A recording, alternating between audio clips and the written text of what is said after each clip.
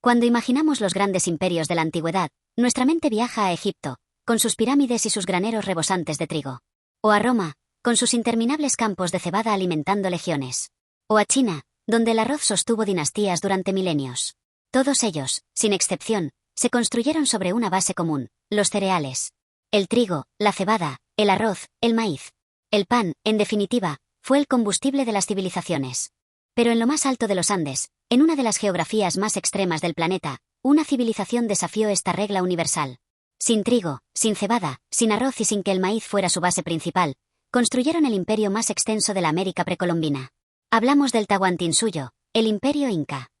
Desde el Cusco, su capital, los incas dominaron a más de 10 millones de personas, hablantes de cientos de lenguas diferentes, en un territorio que cruzaba desiertos costeros, valles fértiles y las montañas más altas de América. Y lo hicieron sin depender de ningún cereal como base de su alimentación. Hola, bienvenidos a Preguntando se llega a Roma, y a Tebas. Y esto es un espacio sobre culturas antiguas, contado desde las preguntas que siempre nos hicimos. Hoy nos adentramos en los Andes para responder una pregunta que me ha obsesionado desde que empecé a investigar. ¿Cómo fue posible? ¿Cómo pudieron los incas construir un imperio sin el pan que alimentó a todos los demás? Para entender por qué los incas son una excepción, tenemos que comprender la norma. Y la norma la explicó magistralmente el historiador y antropólogo James Scott en su libro Contra el grano. Scott plantea una idea provocadora. Los primeros estados de la historia surgieron atrapados por el grano. ¿Por qué los cereales y no otros cultivos? Porque los cereales tienen 3 características que los hacen perfectos para un imperio. Primero, son almacenables. El trigo, la cebada, el arroz y el maíz pueden guardarse durante años en graneros y se mantienen secos. Esto permite al Estado acumular excedentes, alimentar a ejércitos y burócratas, y sobrevivir a las malas cosechas. Un granero lleno es poder acumulado. Segundo, son tributables. Su ciclo de cultivo es predecible y su cosecha es visible. Un funcionario podía recorrer los campos, calcular la producción y exigir una parte como impuesto. Con los tubérculos, que crecen bajo tierra, eso es mucho más difícil. Y tercero, son fácilmente controlables. El grano se concentra en graneros, se pesa, se cuenta, se distribuye. Todo el sistema burocrático de los primeros imperios se construyó alrededor de esta lógica. El grano como moneda, como salario, como símbolo de poder. Los primeros registros escritos de la humanidad, en Mesopotamia, son precisamente cuentas de grano. El cereal no solo alimentaba cuerpos, también alimentaba la administración. Egipto era el granero del mundo antiguo. El trigo y la cebada crecían en las orillas del Nilo gracias a las inundaciones anuales. Los faraones almacenaban el grano en enormes silos y lo usaban para pagar a los constructores de las pirámides, a los soldados y a los sacerdotes. El pan y la cerveza de cebada eran la base de la dieta egipcia. Roma, el imperio que tanto nos gusta estudiar, dependía del trigo. Egipto, una vez conquistado, se convirtió en el granero de Roma. El annona era el sistema de distribución gratuita de grano a los ciudadanos romanos. Controlar el trigo era controlar Roma. Las legiones marchaban sobre sus estómagos, alimentadas por el grano que llegaba de todas las provincias. En Asia, el arroz cumplió la misma función. Las dinastías chinas se sostuvieron sobre el cultivo intensivo de arroz en el sur y mijo en el norte. El sistema de canales y embalses para el cultivo de arroz requirió una organización estatal masiva, y a su vez, el excedente de arroz permitió mantener esa organización. Y en América, el maíz fue el cereal rey. Los mayas, los aztecas y las culturas de Mesoamérica construyeron sus ciudades sobre este grano. El maíz era su trigo, su identidad, su mito de creación. El Popol Vuh, el libro sagrado maya, cuenta que los primeros hombres fueron hechos de maíz. Pero cuando miramos hacia el sur, hacia los Andes, encontramos algo diferente. El imperio inca, el más extenso de la América precolombina, también cultivaba maíz.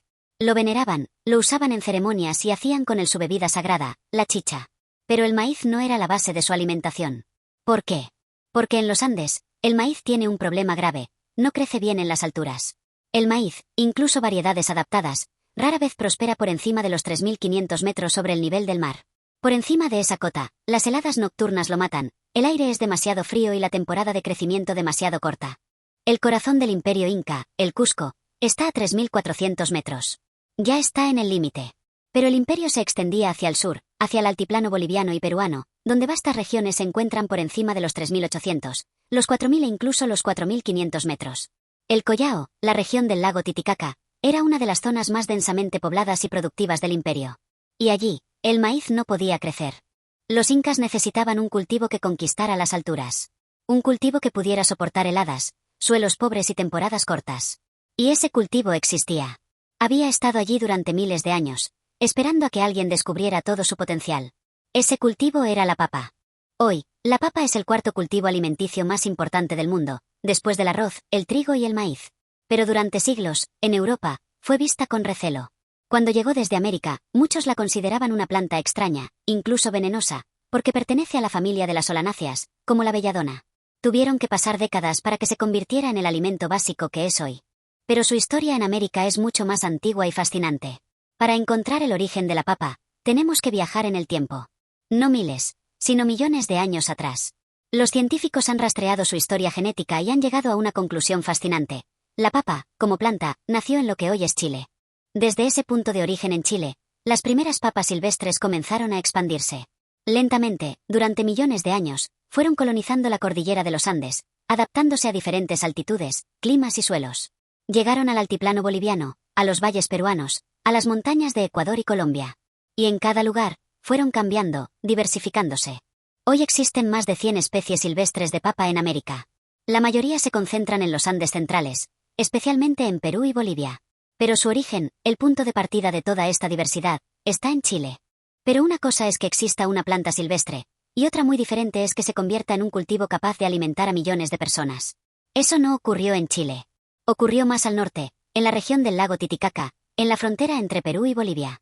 Hace unos 7.000 u 8.000 años, los pobladores de esta región comenzaron a experimentar. Recolectaban papas silvestres, pero se dieron cuenta de que algunas eran más grandes, otras menos amargas, otras más resistentes. Empezaron a seleccionar las mejores, a sembrarlas, a cuidarlas. Ese proceso, la domesticación, duró miles de años. Generación tras generación, los agricultores andinos fueron transformando la planta. Eliminaron la toxicidad, aumentaron el tamaño del tubérculo, mejoraron el sabor. Crearon cientos, luego miles de variedades adaptadas a cada microclima, a cada altitud, a cada tipo de suelo. Hoy, los científicos llaman a esta región el centro de diversidad de la papa. En Perú existen 91 especies de papas silvestres. En Bolivia, decenas más. En Chile, en cambio, solo hay 2 especies silvestres. Esto confirma que aunque el linaje nació en Chile, fue en el altiplano peruano-boliviano donde la papa se convirtió en un cultivo, donde se multiplicó y diversificó. Los incas, cuando llegaron al poder siglos después, no partieron de cero. Heredaron un conocimiento acumulado durante milenios. En las comunidades andinas ya existían miles de variedades de papa, cada una con un nombre, un uso y un lugar específico en el mundo. Pero había un problema. Un problema enorme. La papa fresca es perecedera. Se pudre en pocos meses. Es voluminosa y pesada. Si los incas hubieran dependido solo de la papa fresca, su imperio habría sido imposible. No podrían haber acumulado excedentes, ni alimentado ejércitos lejos de las zonas de cultivo, ni sobrevivido a una mala cosecha. Un imperio necesita reservas. Necesita alimentos que puedan guardarse durante años, que puedan transportarse a largas distancias, que puedan contarse y tributarse. La papa fresca no cumplía ninguno de esos requisitos. Para entender cómo solucionaron esos problemas, primero tenemos que hablar de cómo lograban cultivar en un terreno tan hostil. Los Andes no son suaves colinas como las de Europa. Son montañas jóvenes, escarpadas, con pendientes que superan el 50% en muchas zonas. Las heladas nocturnas son frecuentes incluso en verano. Las lluvias son estacionales, torrenciales en unos meses, casi inexistentes en otros. Cultivar en los Andes es un desafío constante. Pero los pueblos andinos, durante miles de años, desarrollaron soluciones tan efectivas que hoy los ingenieros agrícolas las estudian para enfrentar el cambio climático. La solución más conocida y visible son los andenes, o terrazas agrícolas. Los incas no los inventaron, pero los llevaron a una escala nunca vista. Convertían laderas imposibles en escalones de tierra fértil. Pero un andén no es simplemente un montón de tierra sostenido por una pared. Es una obra de ingeniería sofisticada. Primero, construían un muro de piedra con una ligera inclinación hacia adentro, para soportar la presión de la tierra. Luego, rellenaban con capas, en el fondo, piedras grandes para permitir el drenaje del exceso de agua. Encima, una capa de arena y grava. Y finalmente, la capa superior de tierra vegetal, a menudo traída de otros lugares para mejorar la fertilidad. Además, construían canales de riego que llevaban agua desde los glaciares o ríos hasta las terrazas. El agua fluía por gravedad, de andén en andén, regando cada nivel. Y la piedra del muro absorbía calor durante el día y lo liberaba lentamente durante la noche, creando un microclima más cálido que protegía las plantas de las heladas. Los andenes no solo permitían cultivar en laderas empinadas, sino que mejoraban las condiciones de cultivo. Creaban suelo donde no lo había, evitaban la erosión, regulaban la temperatura y optimizaban el uso del agua. Eran, en esencia, una máquina de producir alimentos. Pero los andenes no servían en todas partes. En las planicies del altiplano, cerca del lago Titicaca, el problema no era la pendiente, sino el exceso de agua y las heladas devastadoras. Allí desarrollaron otra solución aún más ingeniosa, los baru baru, también llamados sucacollos. Imaginen plataformas elevadas de cultivo, de entre 1 y 4 metros de ancho y hasta 100 metros de largo, rodeadas por canales de agua. Esas plataformas son los camellones. Los canales se llenan de agua durante la época de lluvias. Y aquí viene lo genial. Durante el día, el sol calienta el agua de los canales. Esa agua almacena energía térmica. Durante la noche, cuando las temperaturas caen por debajo de cero y las heladas amenazan los cultivos, el agua libera lentamente ese calor, elevando la temperatura del aire alrededor de las plantas. Los baru baru no los inventaron los incas. Se han encontrado restos en Puno que datan del año 1000 a.C. Fueron desarrollados por culturas anteriores, como Tiwanaku, y los incas los heredaron y expandieron. Y aún había más técnicas. En las zonas más secas del altiplano, donde el agua escaseaba, crearon las cochas. Eran depresiones o concavidades en el terreno que captaban y almacenaban el agua de lluvia. Durante la época de lluvias, las cochas se llenaban de agua. En los bordes, donde la humedad era constante, se cultivaba papa, quinoa y otros productos. El centro, con más agua, podía usarse para juncos o para atraer aves. Era una forma de aprovechar al máximo cada gota de agua en un entorno semiárido. Pero aún tenían el problema del almacenamiento. Y aquí es donde entra el invento más importante de la agricultura andina. Una papa fresca pesa, se pudre, ocupa espacio. Pero los andinos encontraron la manera de transformarla en algo completamente diferente. El chuño. Un producto liviano, duradero, nutritivo y fácil de transportar. El chuño no es un invento inca. Es mucho más antiguo.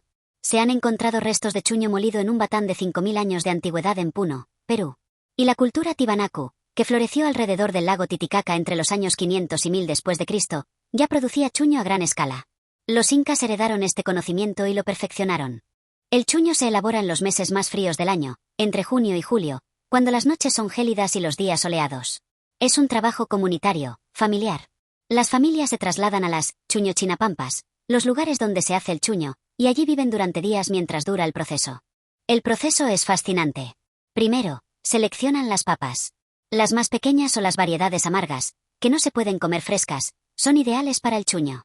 Las extienden sobre el suelo durante la noche, expuestas a la helada. El frío, que puede alcanzar los -10 grados, congela las papas, rompe sus células y libera el agua. Al amanecer, las papas están completamente congeladas. Entonces, los agricultores las pisan suavemente para extraer el agua. Es un baile cuidadoso para no romper la piel. Después, las llevan a los ríos y las lavan durante semanas. Las sumergen en el agua corriente, que va eliminando los jugos amargos y las impurezas. Poco a poco, las papas van perdiendo su color oscuro y se vuelven blancas.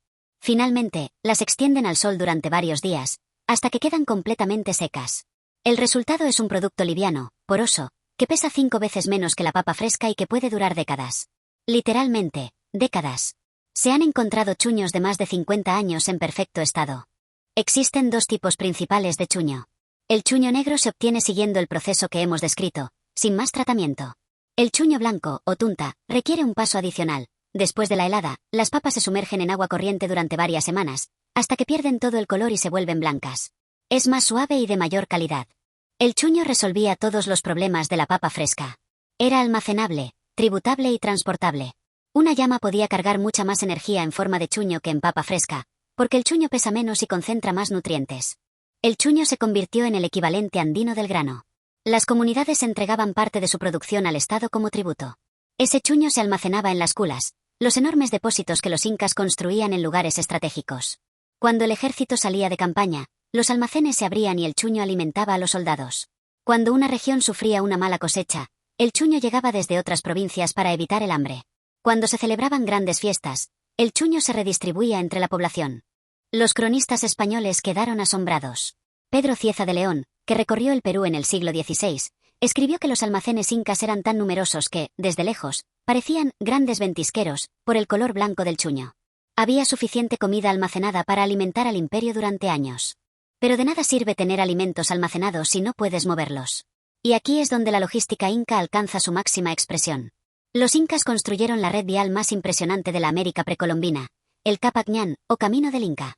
El Capac Ñan no era un solo camino, sino una red de más de 30.000 kilómetros que conectaba todo el imperio, desde el sur de Colombia hasta el centro de Chile, desde la costa del Pacífico hasta las selvas amazónicas. No todos los caminos eran iguales. En la sierra, los construían empedrados, con drenajes para las lluvias y muros de contención en las laderas. En la costa, eran más simples, de tierra apisonada.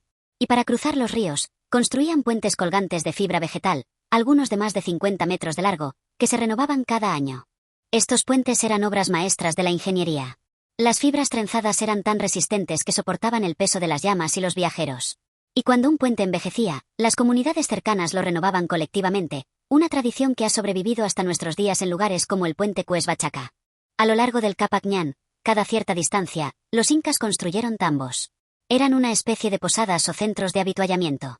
Podían ser simples refugios o complejos administrativos con capacidad para cientos de personas. En los tambos, los viajeros, los funcionarios y los soldados podían descansar, comer y continuar su viaje. Estaban abastecidos con todo lo necesario: chuño, maíz, quinoa, charqui, leña, ropa, armas. Y estaban estratégicamente ubicados para que nadie tuviera que viajar más de un día sin encontrar uno. Pero el corazón del sistema eran las culcas, los almacenes estatales. Se construían en lugares altos y ventilados, a menudo en las laderas de las colinas, para aprovechar los vientos frescos y secos que ayudaban a conservar los alimentos. En las culcas se guardaba de todo: chuño, maíz, quinoa, frijoles, charqui, pescado seco, lana, ropa, herramientas, armas. Todo lo que el imperio necesitaba para funcionar. Los encargados llevaban un registro minucioso de las entradas y salidas usando quipus, esos sistemas de cuerdas y nudos que los incas usaban para la contabilidad. Los cronistas españoles calcularon que solo en el Valle del Cusco había más de 3.000 culcas. En todo el imperio, debían ser decenas de miles. La capacidad de almacenamiento era colosal. Se estima que, en cualquier momento, había suficiente comida para alimentar a toda la población del imperio durante 3 a 7 años. ¿Cómo funcionaba el sistema? Las comunidades, organizadas en ayllus, producían alimentos. Una parte era para su propio consumo. Otra parte la entregaban al Estado como tributo en trabajo, la llamada mitad. Ese tributo llenaba las culcas. Luego, el Estado redistribuía esos productos. En tiempos de necesidad, abrían las culcas para alimentar a la población de una región afectada por sequías o heladas. Durante las campañas militares, abastecían a los ejércitos. Y en las grandes fiestas religiosas y políticas, organizaban banquetes donde se repartía comida y chicha en abundancia.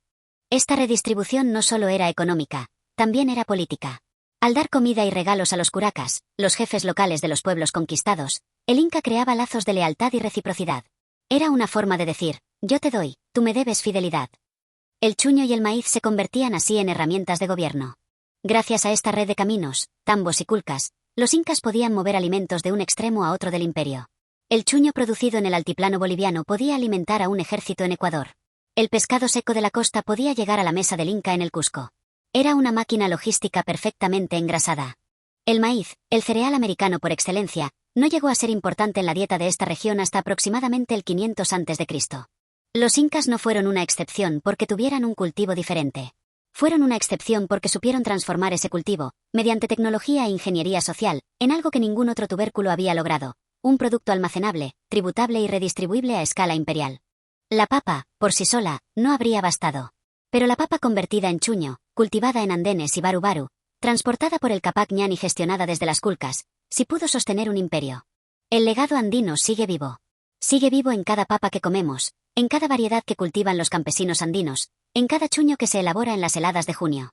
Sigue vivo en las terrazas que aún alimentan comunidades, en los caminos que aún se recorren, en las palabras quechuas que nombran la tierra, la papa, el maíz. ¿Qué otra civilización crees que podría ser una excepción a la regla de los cereales? Te leo en los comentarios. Gracias por acompañarme en este viaje por los Andes y por la historia de la papa. Si te ha gustado, no olvides suscribirte, darle a like y compartir este vídeo. En el próximo episodio viajaremos a otro lugar, con otra pregunta. Porque preguntando se llega a Roma y a Tebas.